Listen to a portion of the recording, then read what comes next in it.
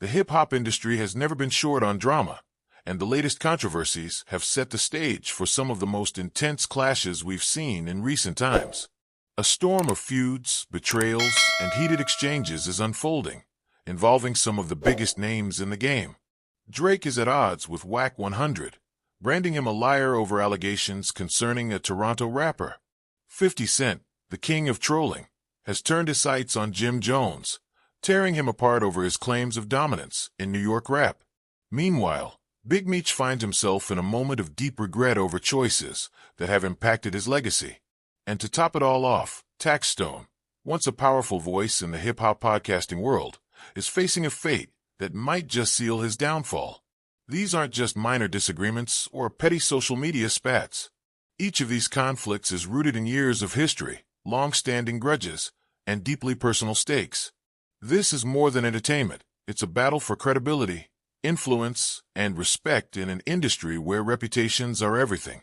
Drake and Wack 100 have never been the best of friends, but recent events have pushed their relationship into full-blown hostility.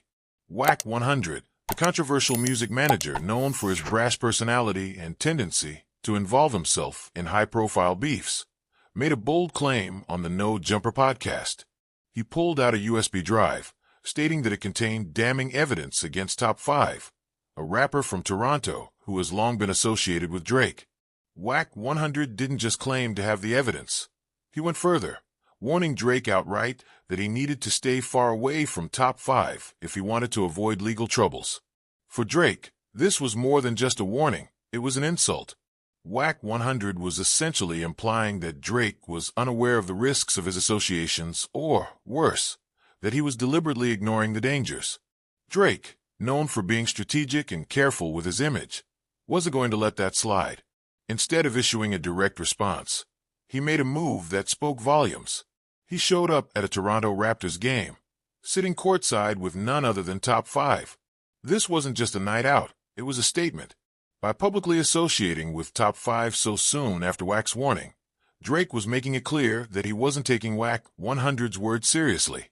In fact, he was treating them as nonsense, effectively branding Wack 100 as a liar without even having to say a word. The hip-hop world took notice. Fans and insiders alike saw this as Drake's way of challenging Wack 100, a man who thrives on controversy. Wack 100, unsurprisingly, did not take kindly to this blatant defiance. Soon, he was on a call with DJ Academics, fuming over the situation. He lashed out at those who had been calling him the police for his comments about Top 5, arguing that his warning to Drake was meant to be taken seriously. But at this point, the damage was done. Drake had already made it clear that he wasn't buying into Wack 100's claims, and in the world of hip-hop, perception is everything. While Drake and Wack 100 were at each other's throats, another battle was playing out between 50 Cent and Jim Jones. This isn't a new feud. These two have been at odds for years. Their tensions date back to the mid-2000s when 50 Cent was beefing with Cameron, Jim Jones's longtime collaborator. At the time, Jim Jones was seen attending a 50 Cent concert, a move that some saw as a betrayal of Cameron. Though Jones later downplayed the significance of this, the moment set the stage for what would become an ongoing back and forth between him and 50 Cent. Fast forward to today, and the tension has reached new levels. Jim Jones recently made a bold claim, stating that he has had more hit records than most New York rappers. This statement didn't sit well with 50 Cent, who wasted no time in firing back. Taking to social media, he dismissed Jim Jones as delusional, reminding everyone that Jones's biggest hit, We Fly High, was co-written by Max B. The dig was personal. Max B and Jim Jones have had their own beef, making this an especially sharp insult. But 50 Cent didn't stop there. In typical fashion, he found a way to turn the feud into entertainment. He posted an AI-generated video that parodied a scene from Rocky III. In this altered version, Jim Jones was portrayed as Clubber Lang, the character played by Mr. T, while Cameron was Rocky Balboa. Floyd Mayweather, who has had his own history with both 50 Cent and Jim Jones, was inserted into the video as the trainer advising against the fight. It was classic 50 Cent, blending humor, trolling, and mockery all into one brutal attack. Jim Jones, for his part, hasn't backed down.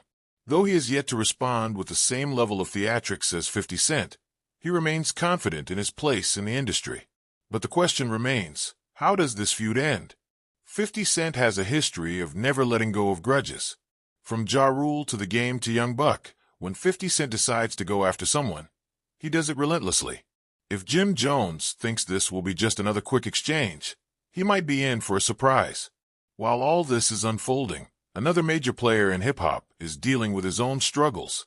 Big Meech, the infamous leader of the Black Mafia family, BMF, is reportedly experiencing deep regret over some of his past choices.